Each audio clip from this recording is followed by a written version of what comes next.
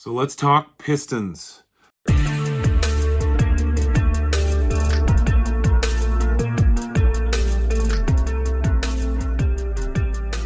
Greetings, fellow DIYer, and welcome to my video. Pistons? Why is this guy talking about pistons? I would love to see him get this motor put together. Never fear, I will get this motor put together in the relatively near future.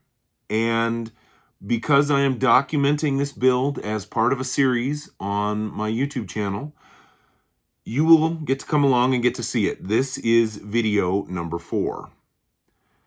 The reason I haven't gotten this motor put together yet is I live in the frozen north. I'm in Montana, and we're in the middle of winter, so there's a lot of chores, snow removal, things like that take up a lot of my time. And heating my shop is doable. It's heated with wood fire, but it takes a while and to get hot. So I'm kind of stuck at the moment. The next step in the process is going to be dressing the block and painting it. And painting a cold block is a bad idea. So it's going to take significant heat for a significant amount of time in the shop to be able to get it painted. And so that's currently what the holdup is. In the meantime, we're going to talk pistons. This is the 351 piston and rod combination that came out of the block. This is OEM from the factory. And this is the piston and rod combination that came in my kit. Now, in my opening video on this series, I mistakenly said that the stroker kit uses longer rods. And that is not the case. That was my mistake. This is my very first stroker, the first one I've ever built.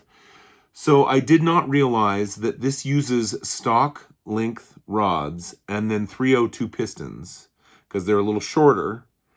And then it's the increased circumference of the rotation of the crank coupled with those two things that gives you the extra displacement.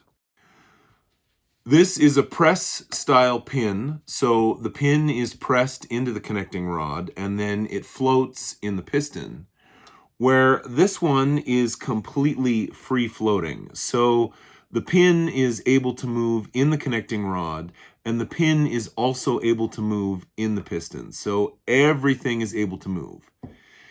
In the case of this, it's the slight press fit between the connecting rod and the pin that holds everything in place.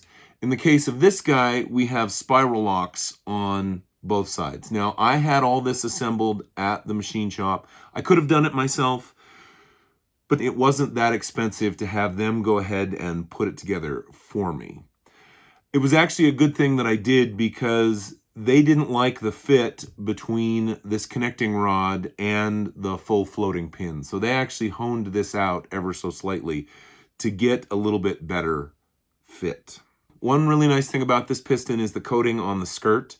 That helps prolong the life of the piston and reduce friction inside the bore as the side here is rubbing up against the bore of the block. The OEM pistons, they don't have any of that. Now, one thing that was kind of a disappointment to me in this kit was the thickness of my rings.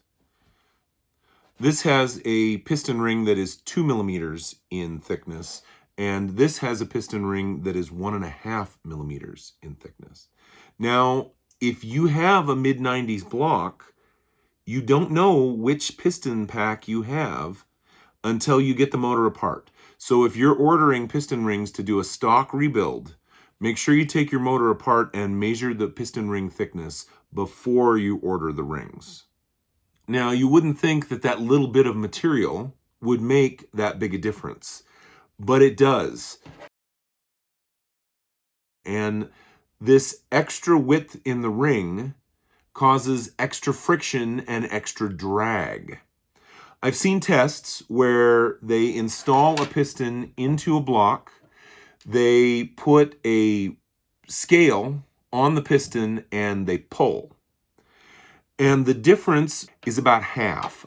I've seen it range from 9 to 12 pounds on the smaller piston rings, and I've seen it range in the 18 to 25 pounds with the thicker piston ring. Now, because my stroker was a kit, I didn't get to pick my pistons. They sent me the pistons that they had. And these are the wider piston rings. So that is actually going to reduce my efficiency, and it's actually going to reduce my performance a little bit. Now, the way this motor is being built, I am not trying to get every single horse that I can out of it. I've said many times over that this is probably not going to see more than 5,000 to 5,500 RPMs. Whereas if I was going for every bit of horsepower, I'd be taking it up probably 6,000, 7,000 RPMs. So I'm not too worried about the fact that this uses the slightly thicker piston ring pack. But if you're building a performance motor and you want to get every single horse that you possibly can out of it, keep that in mind, that your piston ring and oiling ring thickness is going to affect your performance. In the next video, I hope to start putting things together, getting things painted, and dressing the block so that we can begin this assembly process. As always, if there's something you would like to see on this build, please leave it in the comments below. And if I'm able, I'll put together a video on it. If you like what you've seen, please click like. If you'd like to see more, please subscribe. Thanks for watching.